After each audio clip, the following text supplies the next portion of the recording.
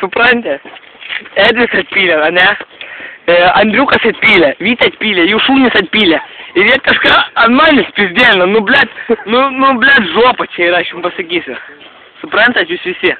Kas žiūri YouTube'ą, hujubą? Atpylė jie visi! Kai jie užaugs, ten, blėt, universalų Vytė privalgys, su Energy filmavos manės, bandas klijuos! Man pochka. Neželį filmuok. Filmuoji. Klausyk, jeigu ieškai atpilinėtojų yra 3. Andriukas, Vytė ir Edvis. Tai va jie tenais nuėjo. Tiesiog pasivysi per 5 minutės. O kas jiems yra? Nu atpilinėtojai yra. Įpisa 02 baltos ir pizdavau jam. Nu atpilinėt prie upės.